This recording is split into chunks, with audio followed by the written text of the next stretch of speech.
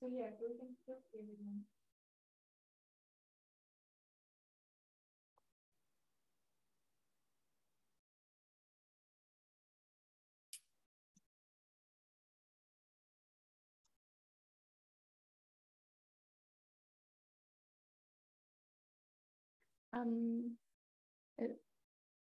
It looks okay on this side, but yeah, that could be a personal thing though. So, right. The joys of Zoom.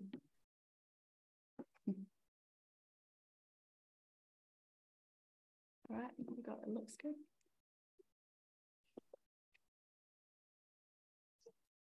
Kia ora koutou. No mai, haere mai, e hoa ma, and a very warm welcome to everyone joining us today for this important discussion on countering misogyny.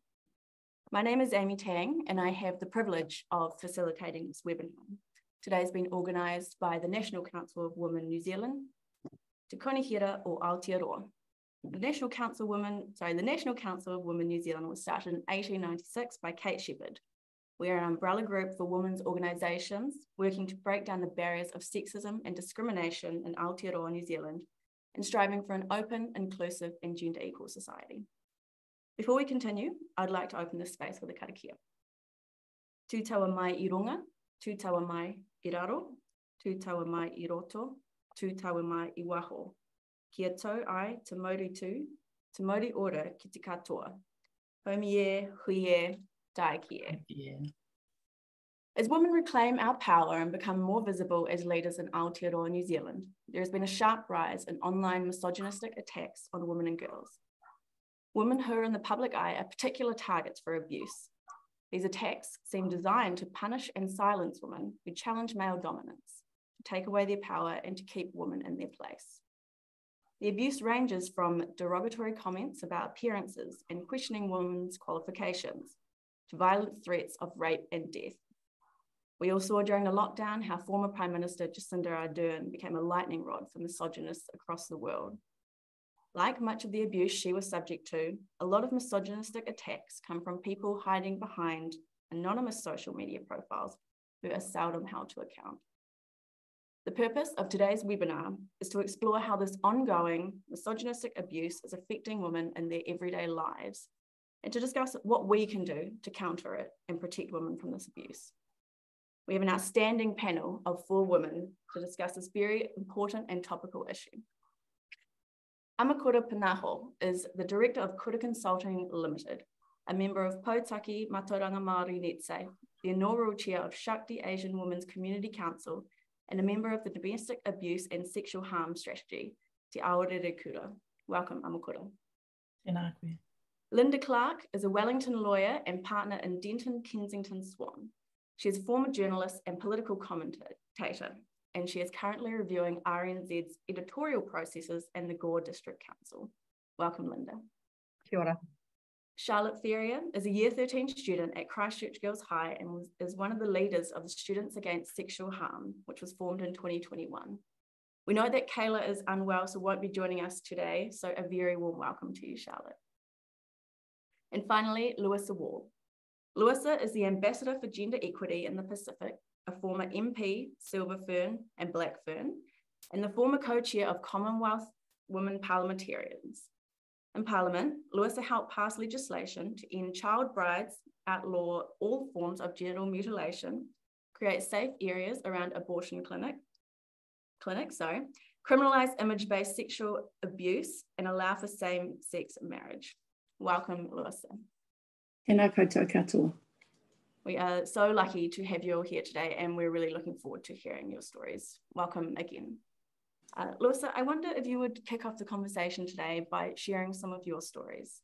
As a woman who's been in the public eye throughout your life, can you share some of your experiences of misogynistic abuse and how it's changed over the years with the invention of social media? Well, thank you firstly for the opportunity to tautoko this National Council of Women of New Zealand event. I think the issue of ongoing misogyny within our society is incredibly, it's important that women gather and we share our voices and experiences of our experiences of misogyny. I've quantified mine into areas, the first being psychological violence. Psychological violence is humiliation, harassment, emotional abuse from messages, comments on social media and emails. I've also experienced cyberbullying, which is intimidation, threatening language causing distress, and I've also experienced hate speech. And from my perspective, these are derogatory slurs, offensive comments, and dehumanising language. And as you've outlined, it has been because of the particular kaupapa that I have chosen to advocate for when I previously was a member of Parliament. But my role today as the Ambassador Gender Equality Pacific Tuia Tangata is a very clear mandate that I advocate for women and girls and all our intersecting diversities. And those diversities for me include being an Indigenous woman, wāhine, takatapui. But most of the abuse I experienced from a public perspective was because of my advocacy for the rainbow community. And I think particularly my pronouns aren't there, but I identify as she, her, ia. And I'm very clear that trans women are women. And I want to take this opportunity to acknowledge the leadership of the National Council of Women New Zealand, who have had that position now for a very long time, and that continues to be your position. I won't go into the specific aspects of those comments, but can I just say that none of it ever deterred me from what I was pursuing, and I just put it to one side. But I do think that the time where we just accept it as part of the roles that we have gone. And we need to be doing everything we can to outlaw this type of behaviour, as we did with the image-based sexual abuse, that it's unacceptable in modern society for us to put up with this abuse and violence, quite frankly. Yeah, no, I totally agree. Can you share with the audience, I know a lot of people already be aware of it, but what the changes were for that revenge porn legislation that went through? Sure. I mean, at the heart of the law reform was quite clearly to state that if you didn't consent to your images being shared, then in and of itself, it was a criminal offence because of the harm that was caused to women mostly, but also members of the rainbow community from this type of behaviour. We had a piece of legislation that, from my perspective, enshrined sexism and misogyny because we had to prove that the person intended to harm us, and then we had to prove actual harm. And so from my perspective, it was a step that needed to be taken to eradicate sexism and misogyny from our laws, because at the heart of it, it's our body. We have bodily autonomy. We have the rights over images related to our body. If we haven't given consent, then under no circumstances should they be shared. And in fact, as I've been quite clear, it's a criminal offence. And now what we need is the law to follow through on that piece of legislation and make sure that where those images have been shared, then they're obviously taken off any social media platform, wherever they may be. I think your story with the change there is a really nice reminder, like, oh, things actually can be changed. And, you know, something as nebulous as the internet, which sometimes feels like it plays by no rules, actually we can have changes that protect people. Also, you mentioned that the abuse has never deterred you from what you were doing, but do you think that it puts other women off for standing for public office or areas of power? Oh, absolutely. We actually, when I was the co-chair of Commonwealth Women Parliamentarians, surveyed ourselves. And interestingly enough, this was in 2018, 53% of women MPs had experienced psychological violence. 86% of us had tolerated this abuse because we saw it as just part of our job. And the other issue for us was we didn't know who we should report that abuse to.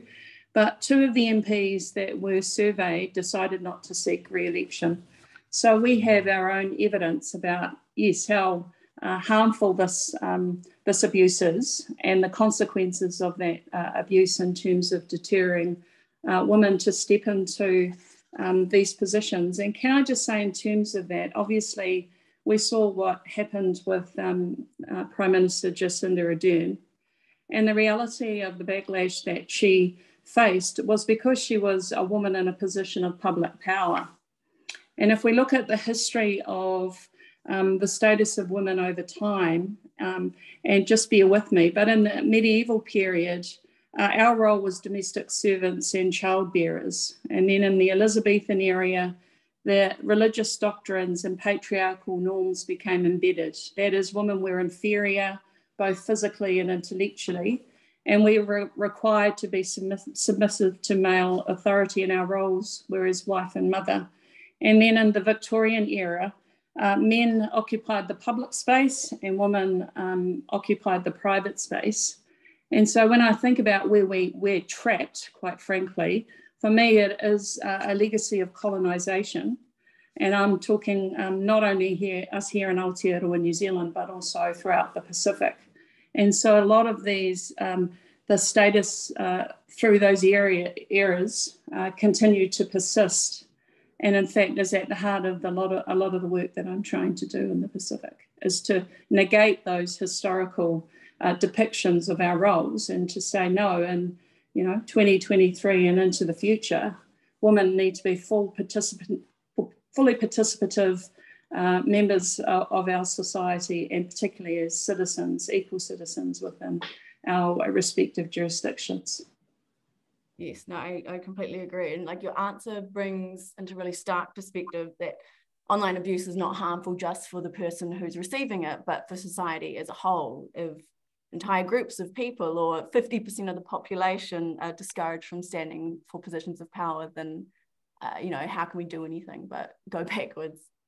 Amakura, can you speak to your experiences and why Wāhine Māori and women of colour and trans women are so often targeted, and how does this affect them? Oh, I think you are muted. I will ask you to unmute. Tēnā koutou katoa. Sorry, I've got a little dog behind me and she was barking. I thought I'd start off with my kōrero with an appropriate whakatauki. Me aro koe ki te hā o Hene Ahuone, especially recognising her role as we go into matariki, pay heed to the dignity of women. And I think that's a really important message to reiterate when we're talking about issues around misogyny, and especially in relation to online abuse. And as Louisa has said, I believe the status of women and why we're being particularly targeted is more a reflection of our colonial history and our existing socioeconomic status as Wāhine Māori in this country. I mean, we have a history of violence going back since colonisation, but very little recorded history of that. So I'm presently here in Taranaki, about to attend the 18th and 19th Rā days at Parihaka. And if I just use the Te Piri Haiata ki Parihaka Reconciliation Bill, it is the first recorded history of rape. And it took us a very long time as negotiators with government for them to allow the referencing of what happened to the woman at Parihaka, at the sitting of Parihaka, to be recognised in the government's apology. And then for ourselves, it took a long time for us to be comfortable with the kupu, the Māori, the appropriate pūrākau, whakatauki, that spoke to the harm that occurred to the woman and the subsequent generations as a result of those actions of that the Crown sought to apologise for. So I think when you look at the actions of our society as a whole, as Māori Wāhine in particular, the reclamation of our history, a recognition of the harm that has been done to us in the past, we're reclaiming that as Wāhine Māori, as Louisa has talked about in terms of the important work that she has done as a Wāhine Māori politician. advocating for important issues in our community. So in the reclamation of our identity, and more of us are doing that online in terms of businesses, Māori Women's Development Inc. reported despite COVID, and in fact, as a result of COVID, there had been a significant increase of Māori women starting online businesses. But in that reclamation of who we are and our identity, other parts of our New Zealand society and globally are feeling disempowered by us reclaiming our identity and empowering ourselves to do that. So, you know, that leads to how normalising our victimisation online follows on that behaviour and how we're treated in society. And I looked at what is the appropriate Māori terminology to be used for the word misogyny, and there isn't actually a translation. And if you, I was recently part of a group called Te Pūkotahitanga. We are the Māori treaty partner to Te Aotearoa National Strategy on Domestic Abuse and Sexual Harm. And we had a wānanga to look at the words that we would use in that space around what we define as mahi tūkino, you know, that bad actions. And in fact, there is no translation for those. What there are is references to the consequences of those actions and how our people dealt with that, those consequences that were perpetrated, especially against women, wāhine Māori, or children. And the consequences were not just on the individual, but the whole of the community that they were part of. So I think that this is a really timely conversation, given that we as a country are working really hard. And last week, you know, Te Puna Aonui, which is the ministry, a part of the Ministry of Justice, hosted a national conference to look at how we are responding as a country to domestic abuse and sexual harm. And within the context of that conversation, there is an obvious gap in how we're responding to online threats to women. So yes. Thank you, Amakura. So it kind of sounds like it's a continuation, similar to what you were saying, Louisa, of colonisation, and it's sort of just being borne out into you know, where all the conversations are happening now, which is online, but having that added element of anonymity and even, or the opposite, where it's notoriety, as people sort of see other people's abuse and jump on board with it too.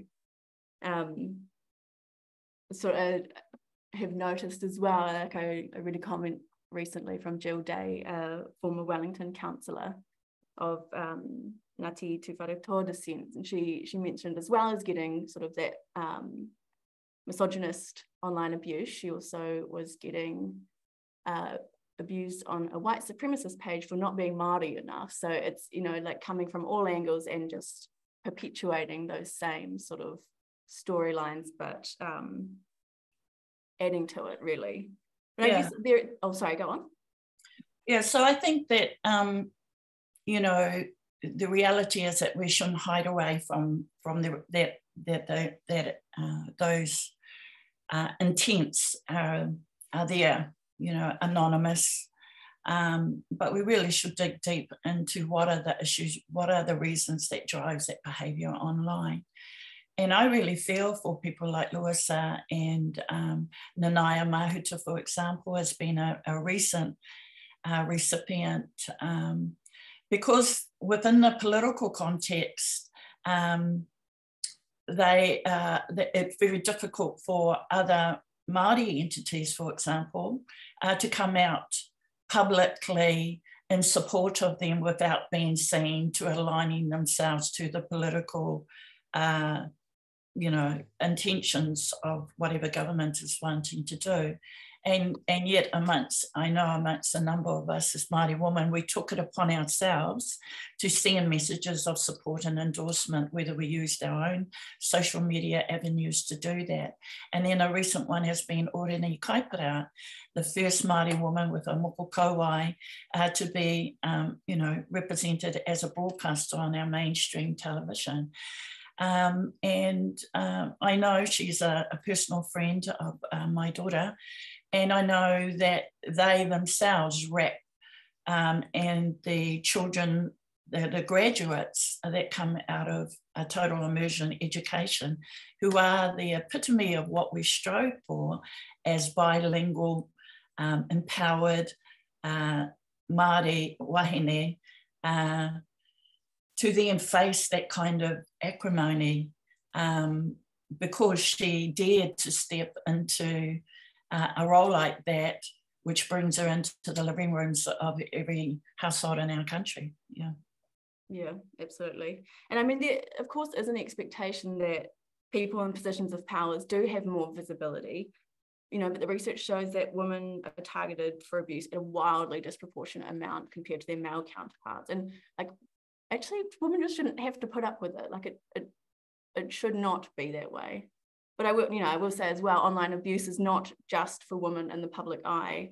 It's also hugely impactful just for young women making their way through school. Charlotte, can you share can you share your story and what led you to become involved with Students Against Sexual Harm? And can you tell us why this organisation was set up?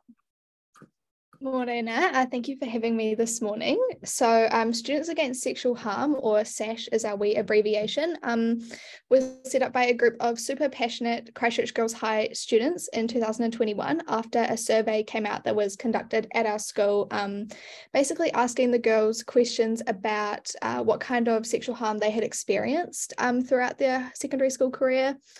So the results of that were obviously showed quite a high prevalence of sexual harm. So the group of students that it started with were head students, and they just really felt like they wanted to make a change and do something about it. So that was 2021. So now 2 years on, the leadership has rolled over, very fortunately to me.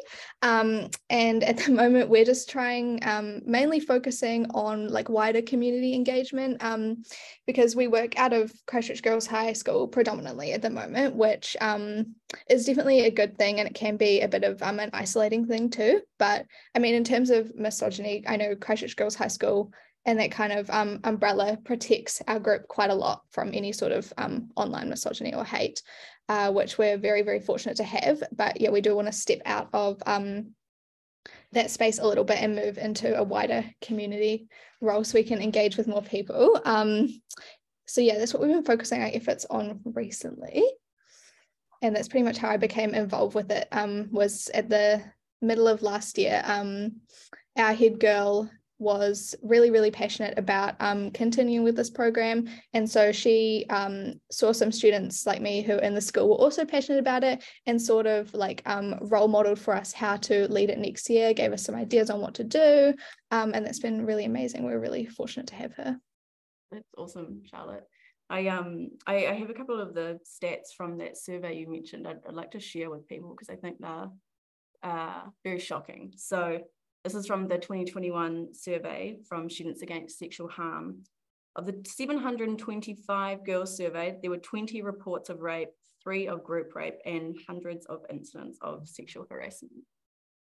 Reading through the article, I had a visceral response. It was just terrible to know that that's, in your cohort, that is what's happening. And do you think that do you think that's the case for all the girls in New Zealand? Do you think that's representative? And how big is the problem in terms of the online abuse? Is that a big issue? Yeah, I think those stats are pretty representative. I think everybody was quite shocked by, like you said, 20 counts of rape. I don't think anyone was really expecting anywhere near that number of actual disclosures to come out of that survey. It was pretty crazy when it happened, but looking back on it now, I definitely think that is quite reflective of a lot of different girls' schools and secondary school girls in New Zealand. We all have quite a similar experience, unfortunately. Just talking to my friends, in other parts of the country, who have said that if they thought their school was surveyed, they think it would have like show a similar thing, because and sorry, what was the second thing you said? Oh, no, that's right. I guess just how much of an issue is that online abuse for young women? Like, is it something that young women are finding is an issue? I know like the survey sort of focused more on like the in-person incidents, but what's the online space like? Does it feel like a safe space for young women? Yeah, it definitely feels like a huge issue. I think a lot of girls are quite scared to put themselves out there on the internet now because of what could happen. And something like Instagram, that was invented to be like a fun way to share your life with your friends, now becomes this huge thing where every post is opening yourself up to like a world of hate and attack that you aren't really prepared for, especially for like the year 9s and 10s and those younger students who really don't know how to cope with that.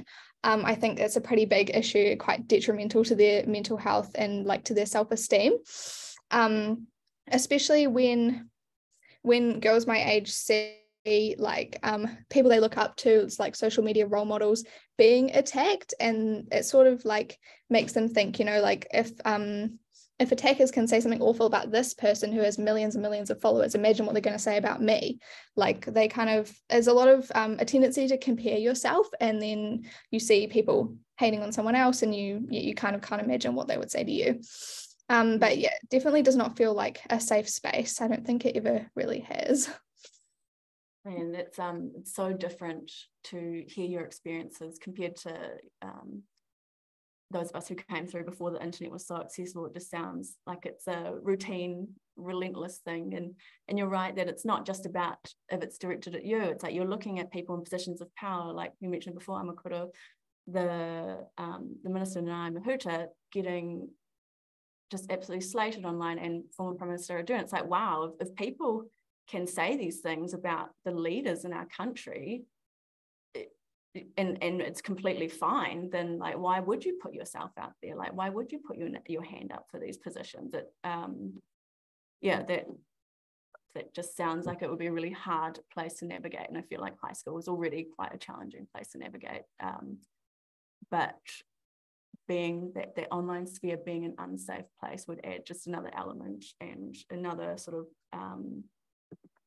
kind of a disincentive for women to put themselves out there and put their hand up for opportunities and leadership roles. So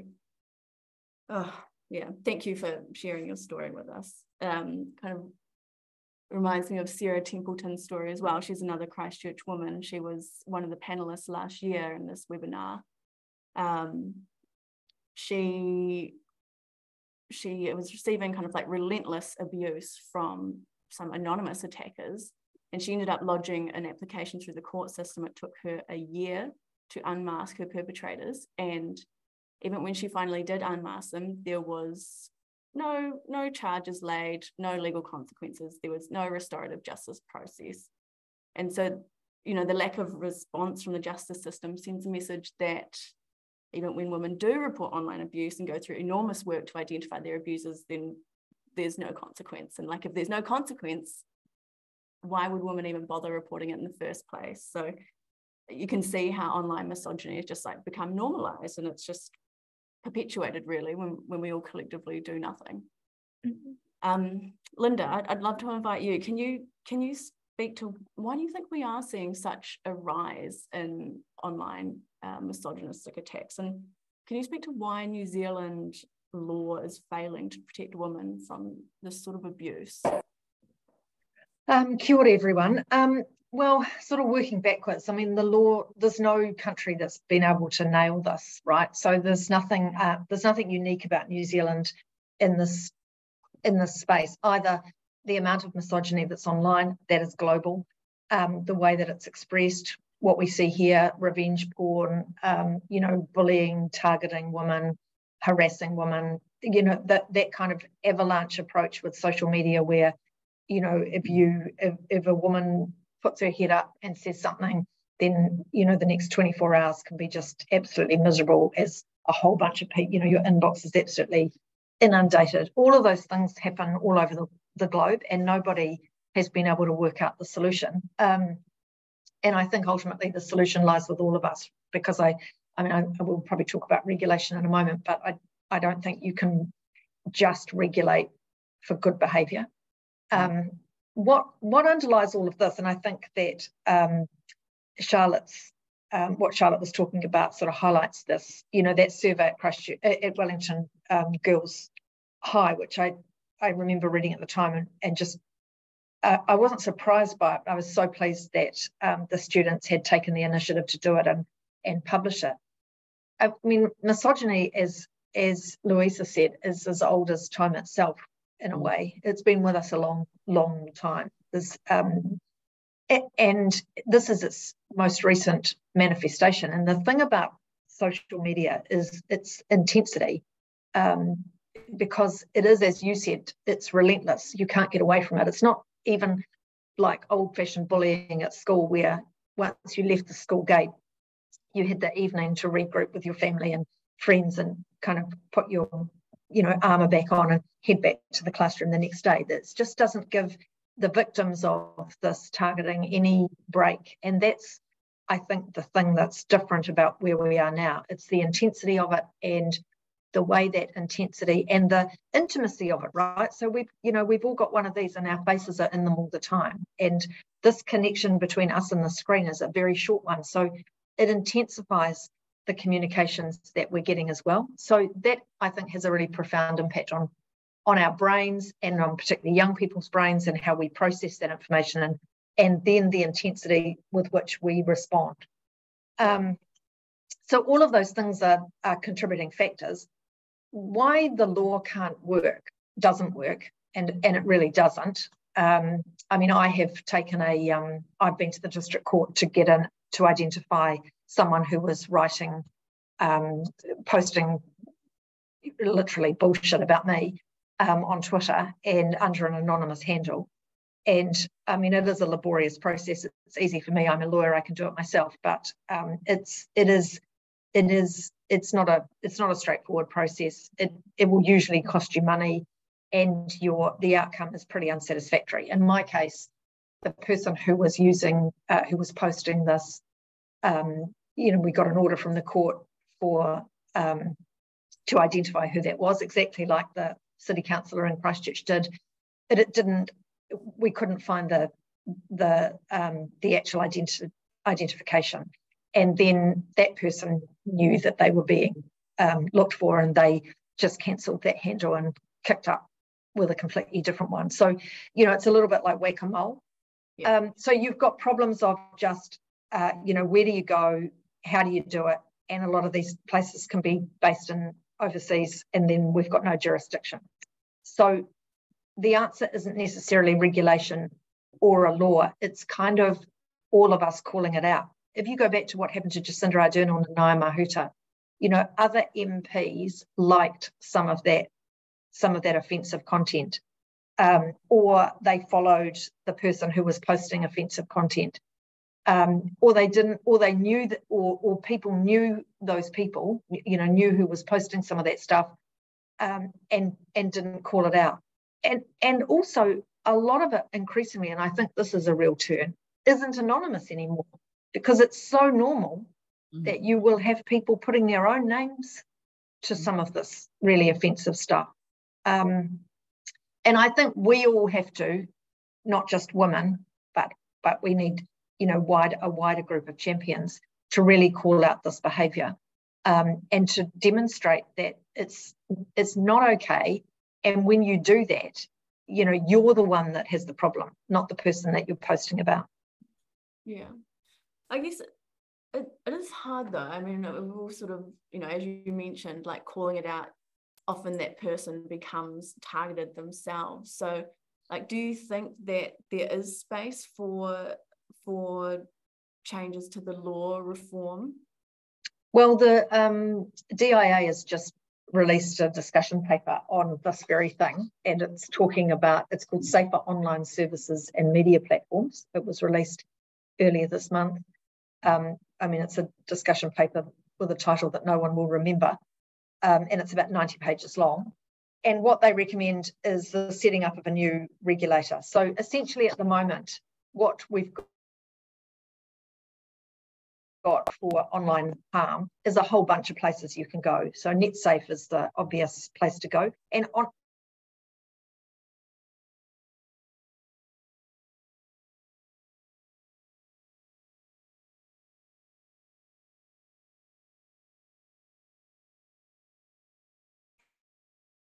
honestly, if you are the target for harmful, online, user-friendly agency, you don't need a great place to start. But they don't have many teeth, right? But it is somewhere.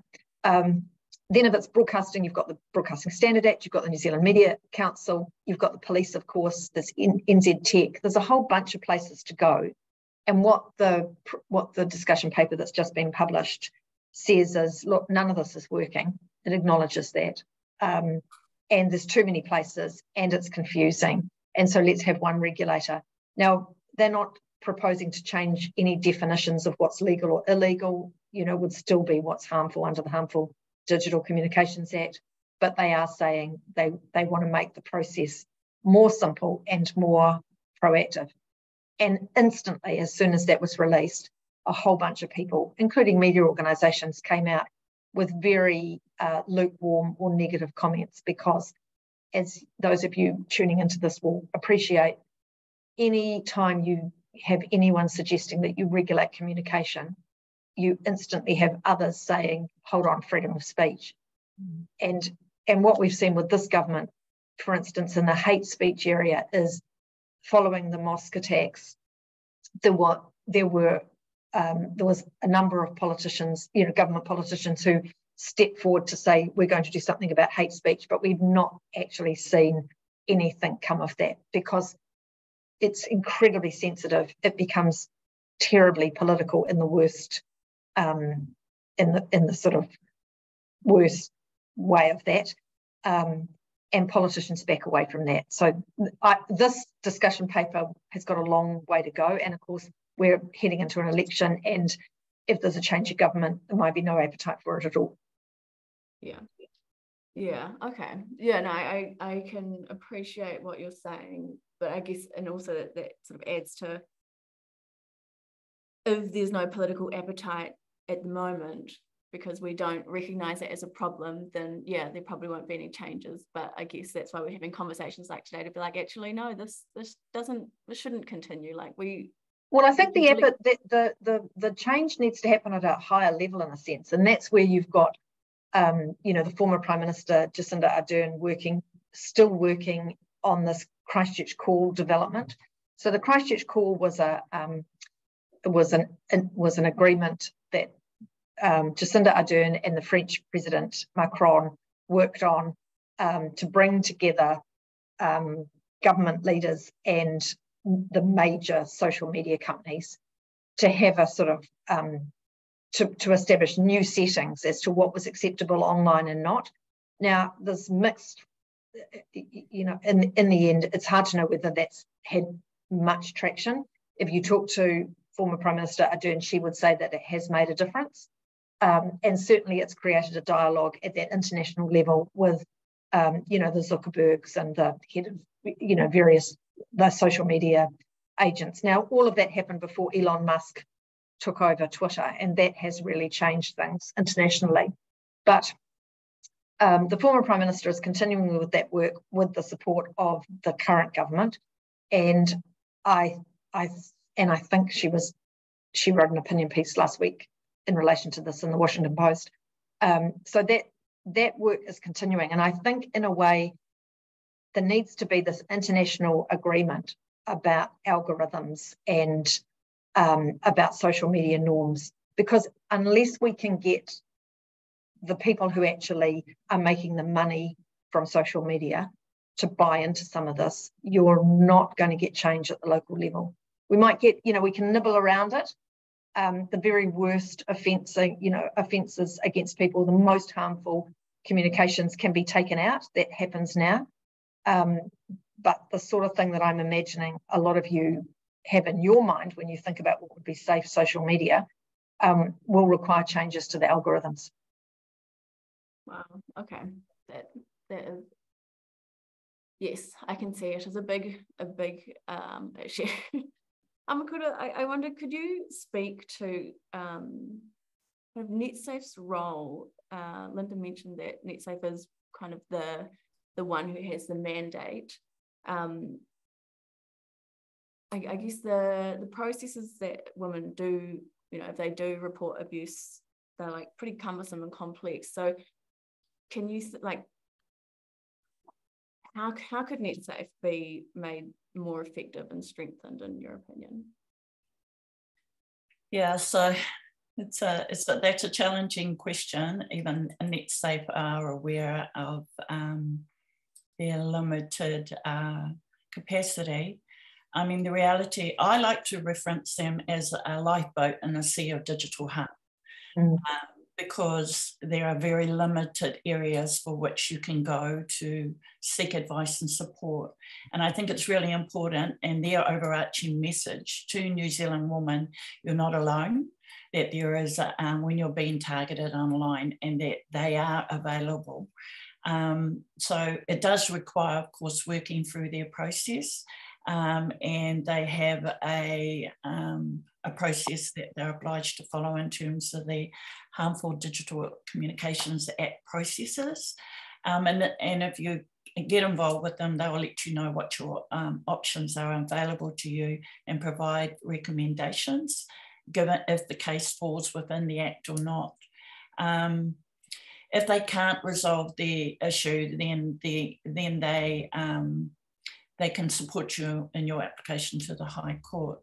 I think the other thing is recognising that NetSafe, and goes back to what Helen mentioned about, how big this issue is Linda, how big this issue is globally, and that you need a range of partners. And I mean, they've been around for 25 years, and their process has been very much about offering multiple ways to support women, including advocacy, raising awareness, conducting research, developing fact sheets, and organising workshops and running campaigns. And I mean, I don't know if you've seen some of those very simple messages that you might see on the back of buses in the Auckland environment, but they will conduct an internal analysis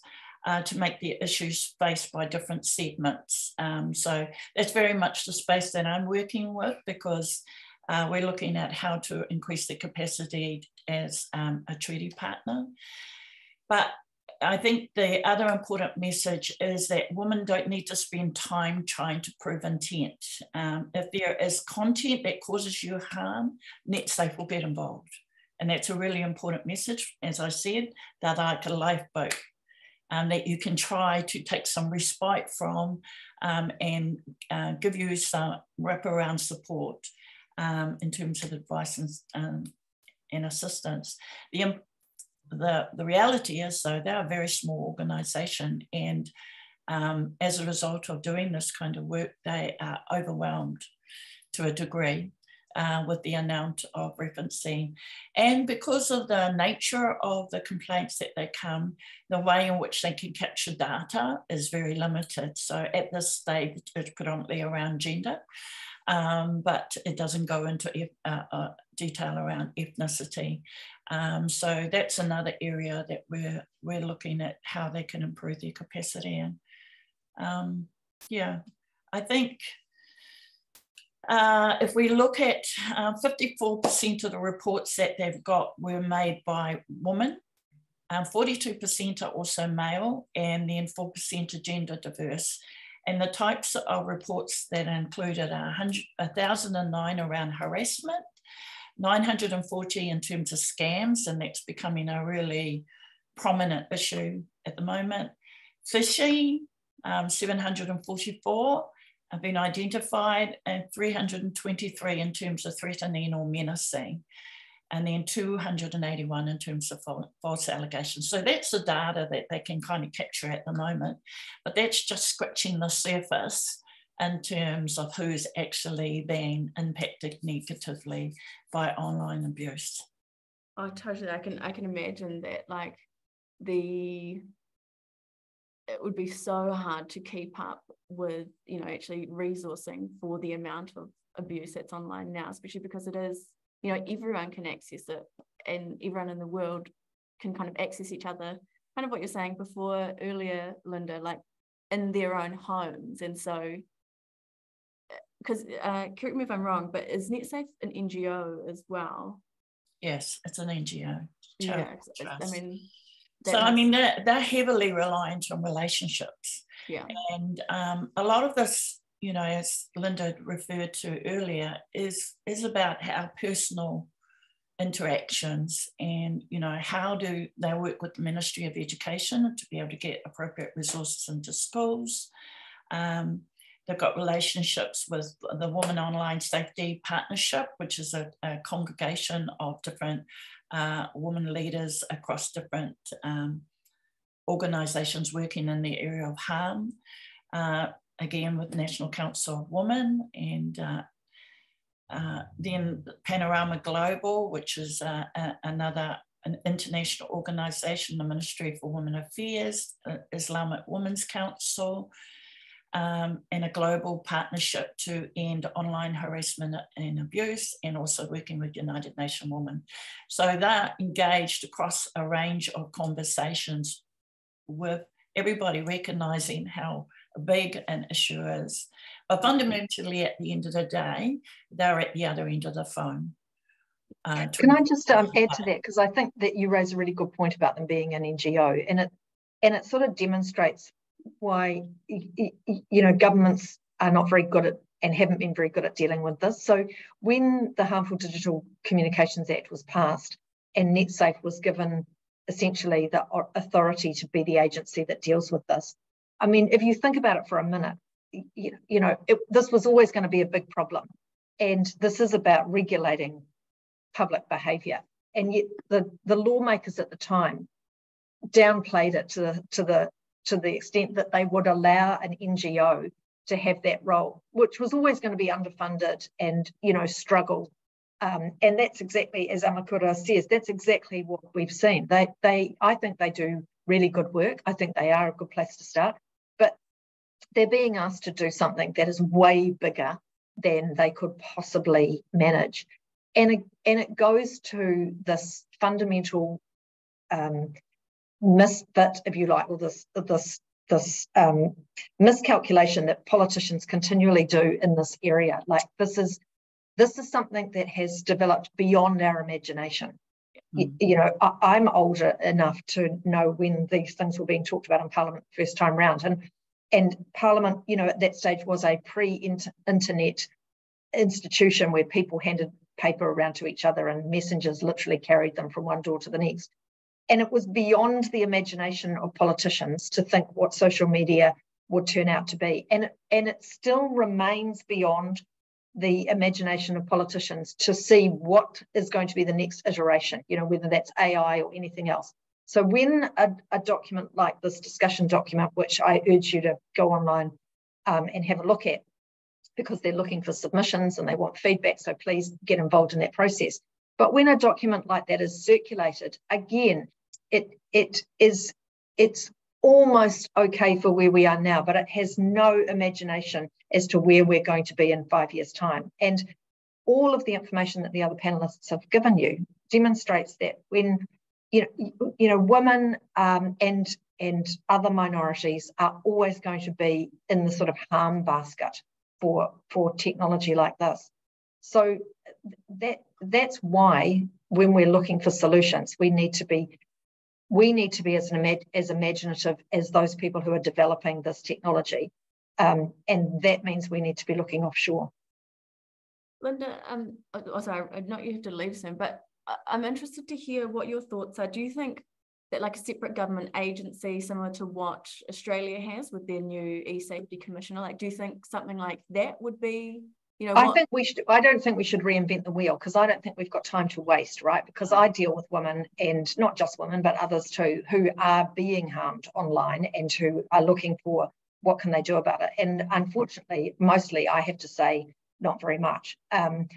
So I don't want us to waste time on this. And I think that, you know, the EU's got some interesting innovations. Australia is ahead of us. Canada's looking at stuff. There are other places to look at to see what we ought to do and what might work, and then to be working in concert with them. But I think that what we don't want to do is come up with a solution that's just fits New Zealand, because the drivers of this, as I said right at the very outset of my comments, there's nothing unique about New Zealand. Our victims are different because of the makeup of our society. I totally accept that Wāhine Māori are particularly targeted and particularly harmed. So are Pacifica women. And the way that happens will be unique to us.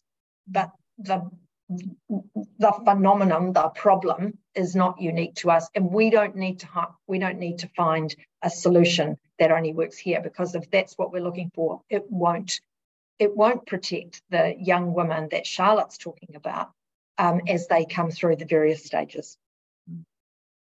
Yeah, I totally agree with Linda, and I think that one of the reasons why I got involved with NetSafe is because it wasn't a government agency, to be honest, and it had the capacity to build relationships. And of course, it needs to do that more in terms of Māori engagement, but we can't wait for Māori entities to be established as a consequence of this overwhelming issue. We need to, again, create those relationships and partnerships and utilise organisations like NetSafe, who have done some of that groundwork, and especially with the online platforms, to be able to grow our capacity. And I think that uniqueness that Linda has identified is possibly also our point of difference in terms of responding to this as a global issue. So yes, we have to recognise that we can't do a solution that's just unique to Aotearoa, New Zealand, but we could be world leading. We are small enough, and we, you know, find ways to be empowering. We've got amazing people like Louisa and other women that work in that political realm you know, I think of Georgina Bayer. We've done things that nobody else has done in the world, and I really look forward to that leadership in this space. Can we not the e-safety commissioner, the proposal from the Department of Internal Affairs, I'm interested to hear, before you go, Linda, so what they are proposing, do you think this is a good way to go for New Zealand? So I think what they're proposing is is a single and centralised independent regulator, and that regulator will oversee this framework that they're talking about establishing. It will approve codes of practice, and it will set up sort of minimum expectations for social media. And it will also have takedown powers and support education and awareness raising. That's what they're talking about. They're talking about something that's going to be fully independent of government. It will have a role for Māori in governance and decision making. And there'll be a censorship role as part of that, but they're saying it will be, there'll be a recognition of the importance of free speech. And what they're also saying is that most platforms will be obliged to comply with codes of practice, which will be developed by industry. But in the document, it also says that, you know, it's going to be very difficult to get compliance. So it's a tidying up. It's a simplification of a system we've got. It's a recognition that we need to do more. It's probably a starting place. But I've just got the document here, and I was just going to see if I can't remember what the dates were, but it's just a discussion document. So it is asking for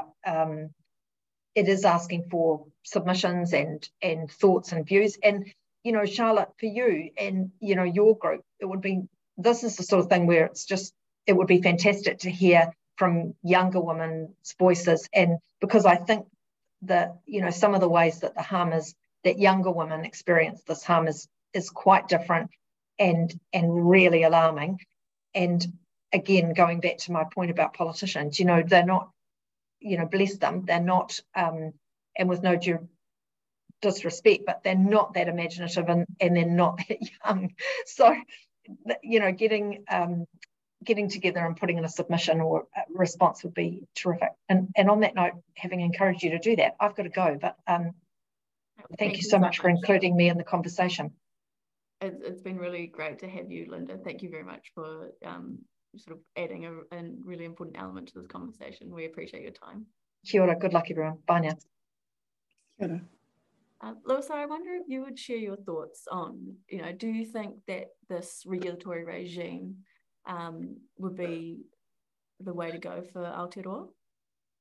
Absolutely, and I just wanted to add, I guess, one principle that I hope DIA will enshrine in terms of any regulatory regime change. The first is about the entity adding to the public service. So we can't have an NGO in this space. It needs to be a standalone entity.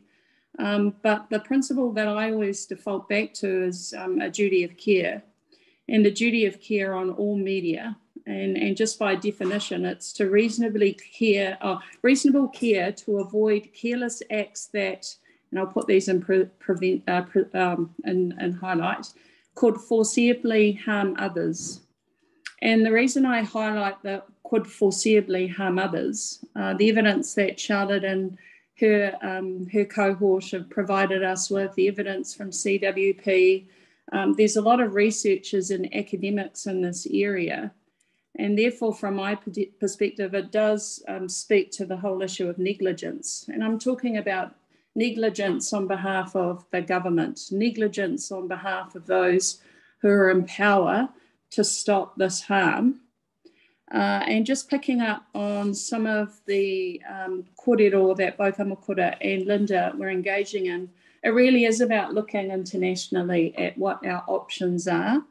And so I've done a little bit of that. And obviously Australia, so our legislation was passed in 2015.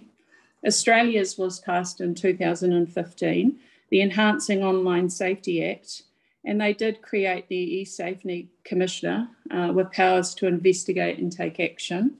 The UK, interestingly, had the Malicious Communications Act of 1988, so they obviously were thinking about these issues a long while before we started. And then in their Communications Act of 2003, it criminalises online abuse, harassment and threats. They put out their discussion paper, Online Harms White Paper in 2020. The government has responded, but there is no, updated legislation. I would have thought we should default to see what the recommendations are in terms of that white paper. But the country that I'm really interested in actually is Germany. And Germany have a Network Enforcement Act 2017, where they have they have mandatory codes, but media platforms must remove illegal content, including hate speech and threats. So we should look at what the definitions of hate speech and threats are from Germany. But what I love about their regime is that if it's clearly illegal, those platforms must remove the content within 24 hours. And if it's a bit ambiguous, but ends up being deemed as illegal, they have to remove the content within 1 week. But the striking thing is that if they do not, they have the power to fine those platform companies up to 15 million euros, which would be $87.411 million. Now, the reality when you're dealing with issues like this, you can use a carrot or you can use a stick. And I think we need to start using a stick and start creating, and we need a regime. So hopefully within DIA's discussion paper, there will be, definite consequences of this issue, all of this concept of negligence that comes from that principle of the duty of care. So from my perspective, that's the opportunity that we have.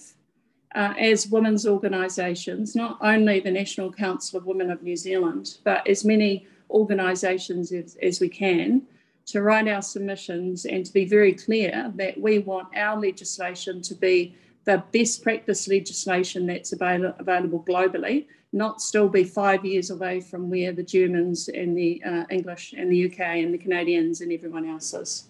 Yeah, no, absolutely. Because right now, you know, under New Zealand law, they don't have to meet any safety standards, right? No, they don't. And as I said before, we have an amazing NGO who, as a lifeboat to women, particularly in those who experience harm, have done a phenomenal job.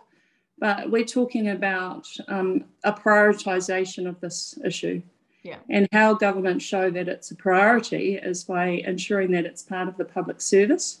Yeah. And we need to create a public entity to give effect to what will actually be a lot of responsibility to end online harm, to address misogyny. So this is a big issue, and I know the next phase we're going to talk about how we can all work together to bring that to effect. Yeah, yeah, and it is a big issue. But you, like, I mean, giving those examples, you're like, oh, you know, there are other countries that are dealing with this and doing something about it. And we don't have to start from scratch. We don't have to figure everything out on our own. There are lots of great examples that we can look towards and you know, consider how that would fit with New Zealand. So thank you. That's really useful. Charlotte, I guess, you know, talking about online misogyny, you're coming from quite a different perspective. Can you think about other ways that we could help to shape the environment that girls are growing up in? Like, do you think making consent education mandatory in schools would help? Is, you know, what the creative ideas that Linda was talking about, what else can we do?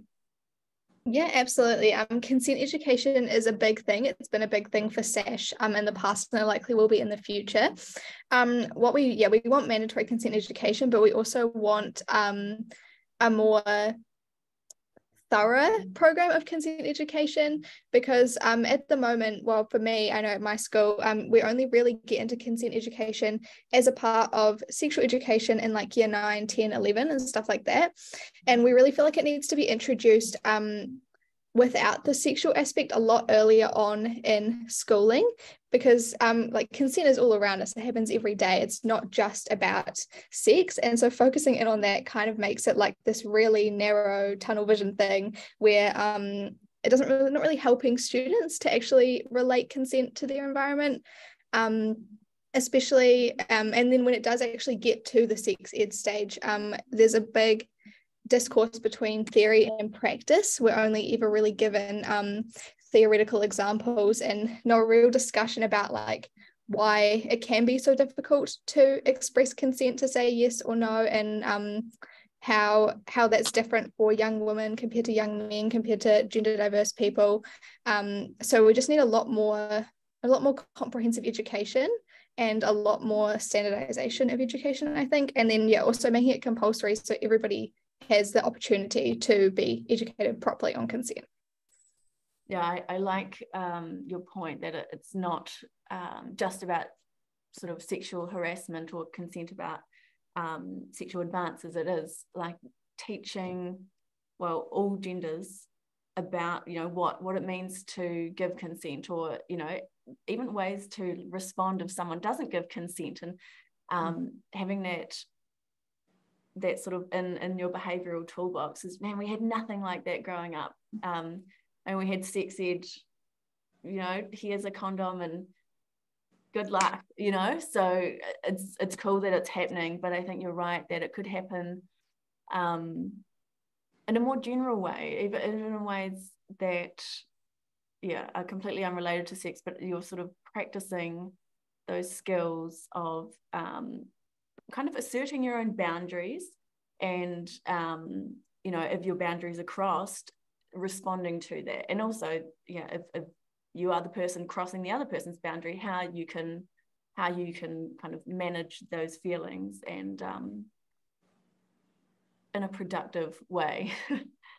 But yeah, your points kind of drive home that it's everyone's responsibility, and kind of at all areas or all ages to change this.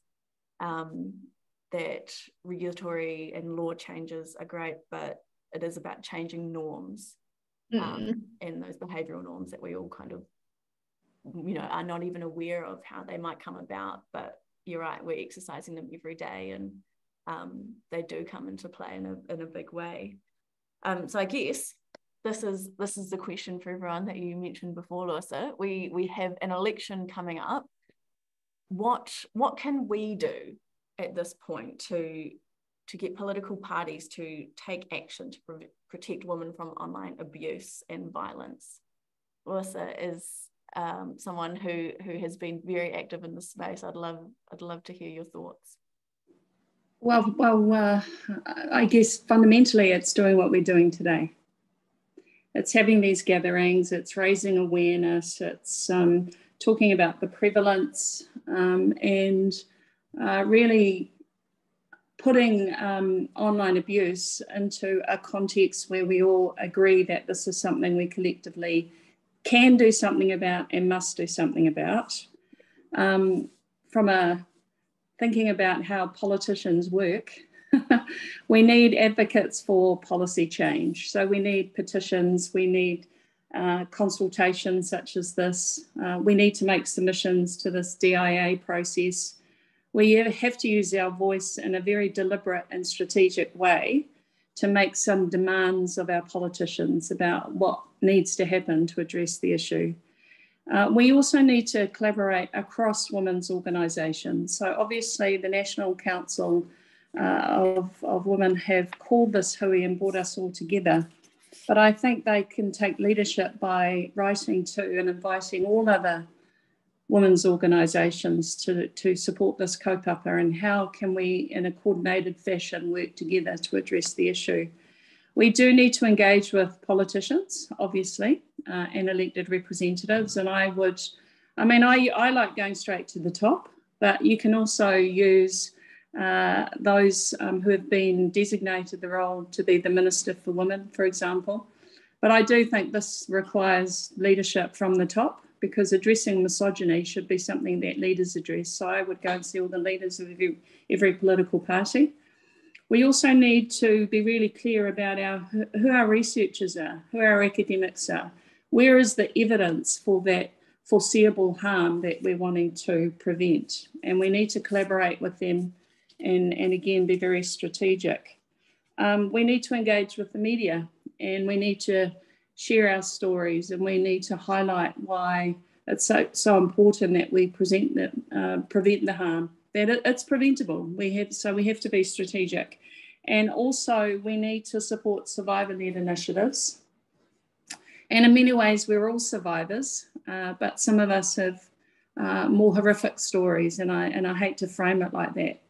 But we found that with the harmful digital, the unauthorised posting of intimate visual recordings, the revenge porn issue, women had to become vulnerable and to go on TV and to talk about their stories so people fully understood what the full impact of having that happen to them meant, and create empathy and that groundswell for change, because none of us want anyone that we love, whether it be our daughters, mothers, aunties, uncles, grandchildren, grandsons, others, members of the rainbow community, have to endure that form of harm, because it's quite clear that depending on the severity of the abuse, it can lead to suicide and self-harm, and obviously ongoing mental health challenges. So we have to do everything we can to highlight the issue,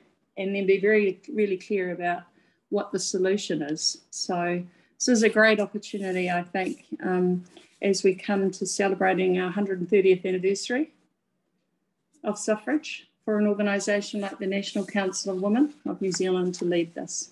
Kia ora. Kia ora. Thank you, Louisa. Amakura, I feel like Louisa gave quite an amazing count of things we can do. I'm really interested to hear your perspective as well. Oh, well, I totally endorse everything that Louisa said. I would like to see the National Council of Women sort of, as Louisa suggested, bring together with the likes of Māori Women's Welfare League, the Federated Farmers Women's Division, all of these really well organised women's entities that have some political advocacy function as well. I think that this issue is significant enough to warrant the cross-fertilisation of ideas across those agencies and a collaboration, especially leading up to the election.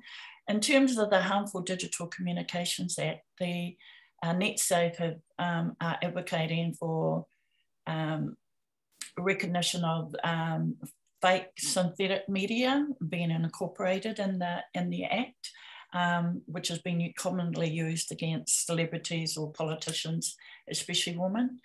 I think another area that NetSafe, in terms of the mahi that I'm doing with them, is looking at how we're developing educational resources for kura kaupapa Māori. That's an area that is lacking, and NetSafe itself, is an NGO, so it's, dependent on funding, and this should be an automatic response. It should be, we should be being proactive and not reactive. And all of the things that Louisa has talked about, that's been on the radar for a while, and yet we've fallen behind because of the lack of, I think, recognition at a political level, regardless of what government is in power, of how to go about creating positive change. So I'd like to see a proactive more than a reactive, and that's essentially NetSafe is not only being there to be supportive, but being proactive in how it is engaging in building relationships, developing resources, and building campaigns. So absolutely encourage. Would love to see more rangatahi hui led by the likes of Charlotte and Kayla. I love listening to that. I would love to see more kura kaupapa Māori tamariki involved in those conversations so that their voices are heard, because they have some unique cultural implications, as well as our broader Pacifica community and our migrant ethnic communities as well, to bring them together collectively, because they are the ones who will be living with the next generation that will be even more impacted if we don't remedy the situation. So Fiona. Thank you, Amakura. Yeah, what I can hear is it's about using our voices, because politicians don't know if we don't say that actually we want this to be a priority, and it's important to everyone. So let's work together to elevate that and let the people in power know that this is a priority. Charlotte, I'd love for you to finish this off. As has been said, it would be amazing to see National Council of Women take on that role. I think for people in my sort of age bracket in the upcoming election, my biggest thing is just get out there and vote. We're the most underrepresented, so we need to really use our voice and understand the voting process and things like that if we want change, and vote for the politicians and the lawmakers that are actually going to make that change for us, and we can't do that if we don't vote at all. So that's probably the biggest thing for me. Nice. I think that is a very solid plug. I'm pleased, I guess, to report that the National Council of Women is one of a group of organisations that are setting up a campaign for online safety to try and get the cross-party agreement in Parliament, as you both suggested. So seeking agreement on the need for an independent regulator to protect women and other groups from online harm and abuse. So for those who are listening, who are feeling engaged or enraged and inspired, do come and join us. You can, if you want to become involved in this campaign, you can email onlinesafetycoalition@gmail.com to do exactly what we've just been talking about, is using our voice. And instead of, it's really easy to feel powerless, I think, in the face of an issue like this, which is, as we've discussed, it's it's not new in the way that misogyny and attacks against women, many millennia old, but the way it's coming out now and the way that it is able to reach women when they're at home on their couch 24/7, like, it is new, and we can't continue this. Like, something needs to change. And so, you know, whether it ends up looking exactly as the proposal has put forward, or whether it looks different in a way that responds to how New Zealand women and all of the New Zealand public see the future for online safety.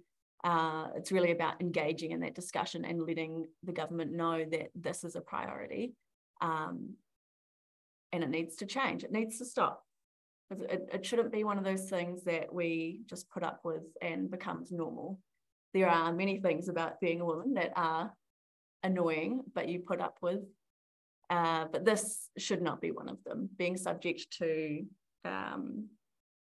harassment and online abuse at all times, that should not be one of them. Actually, watch the space as well, for we're doing a follow-up webinar in September when the Classification Office releases its research on online harm. So we'll also hear from the group you mentioned before, Amakura, the Global Partnership for Action on Gender-Based Online Harassment and Abuse, which New Zealand has signed up to. So there is more to come, and I would really encourage everyone listening today to join us and use your voice to let people know that enough is enough. Well, with that, I would love to thank our panelists so much for your time. Thank you for sharing your stories and your perspectives, and really just engaging with this issue. I guess like talking to you, I'm like, oh yes, I feel empowered that there are things that we can do. We don't have to just accept it. You know, if we all work together, things can be different, because we shouldn't have to put up with it. So thank you. And thanks as well to our viewers today who shared their lunchtime with us, and to those who donated when they registered, thank you. The funds will go to support the National Council of Women New Zealand's work on online safety and our upcoming campaign that I mentioned before, the Independent Online Safety Regulator, and working to get cross-party support. If any of you guys would like to provide any closing remarks, you're very welcome to now. Well, just thank you. Thank you for the opportunity to use a voice to be part of a collective movement. And I just want to say to Charlotte and to her cohort, kia kaha. Actually, the legislation that we need to institute here in Aotearoa is about not only protecting you, but other young people in the future. And so that's why we need the best legislation and not be 10 years behind when it goes through the House. And young people, I think, are incredibly persuasive, and you have a lot of resilience and a lot of clarity about what needs to happen. And in this area, I see you as the leaders we need to follow. Kia ora. Thank you.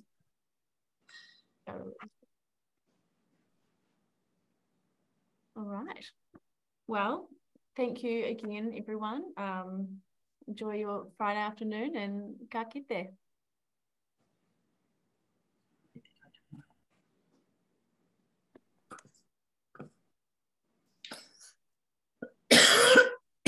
Oh, God.